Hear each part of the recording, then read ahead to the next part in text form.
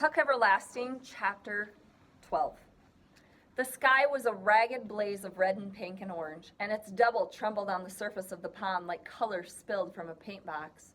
The sun was dropping fast now, a soft red sliding egg yolk, there's a metaphor, and already to the east there was a darkening to purple.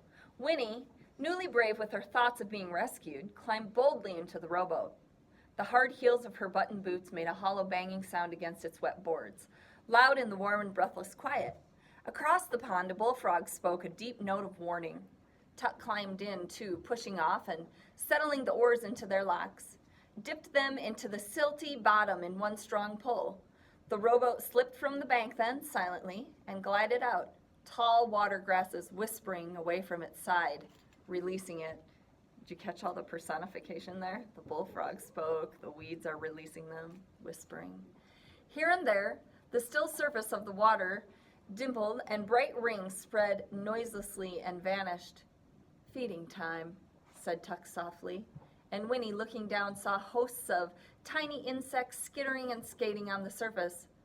Best time of all for fishing, he said, when they come up to feed. He dragged on the oars. The rowboat slowed and began to drift gently toward the farthest end of the pond. It was so quiet that Winnie almost jumped when the bullfrog spoke again, and then, from the tall pines and the birches that ringed the pond, a wood thrush caroled, which is a bird.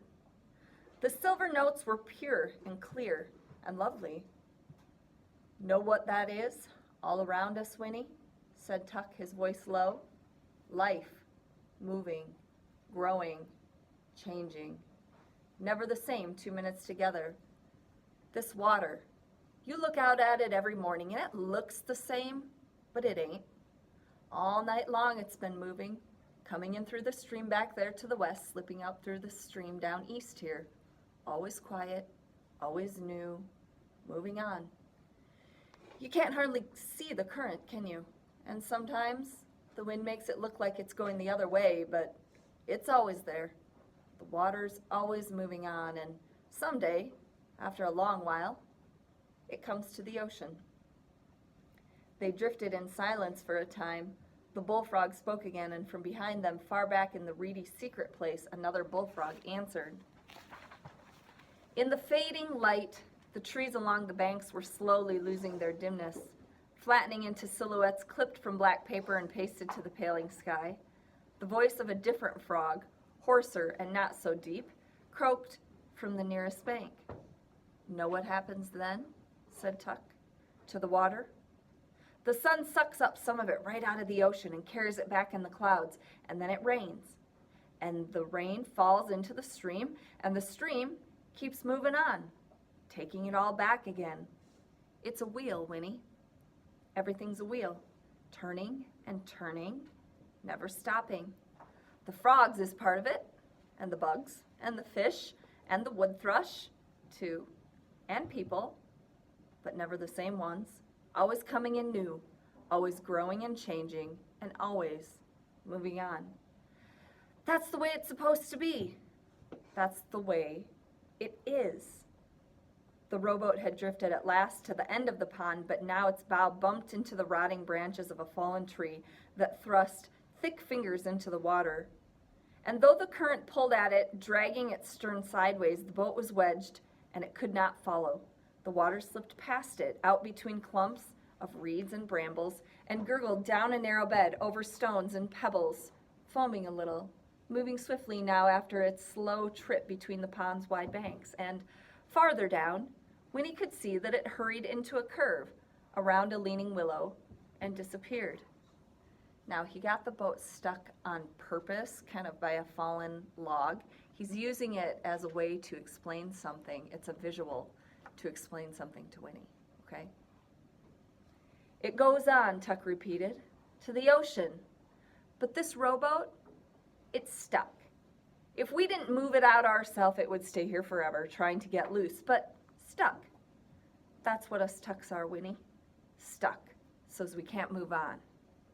We ain't part of that wheel no more. Dropped off, Winnie.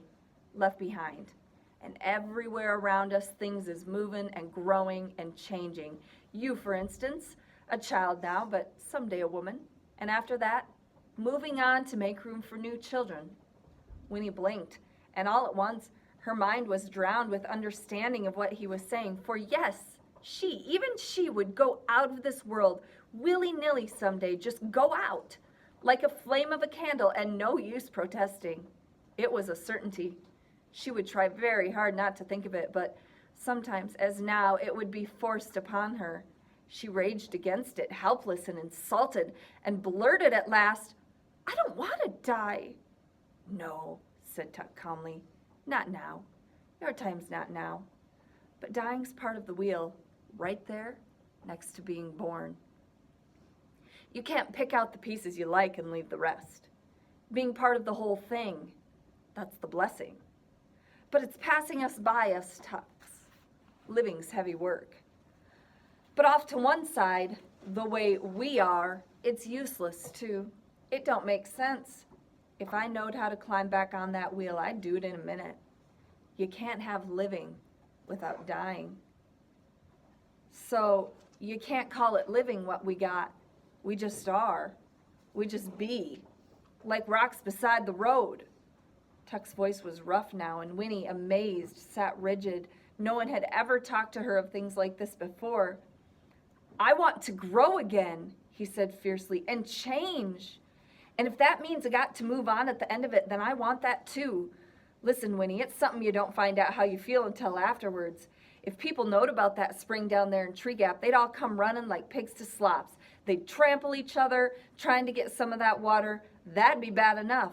But afterward, can you imagine all the little ones little forever? All the old ones old forever? Can you picture what that means? Forever? The wheel would keep on going round, the water rolling by to the ocean, but the people would have turned into nothing but rocks beside the road, 'cause they wouldn't know till after, and then it'd be too late." He peered at her, and Winnie saw that his face was pinched with the effort of explaining. "Do you see now, child? Do you understand?" "Oh, Lord, I just got to make you understand." There was a long, long moment of silence. Winnie, struggling with the anguish of all these things, could only sit hunched and numb, and the sound of water rolling in her ears, it was black and silky now. It lapped at the sides of the rowboat and hurried on around them into the stream. And then, down the length of the pond, a voice rang out. It was Miles, and every word across the water came clearly to their ears. Pa, come back. Something's happened, Pa. The horse is gone. Can you hear me? Someone stole the horse."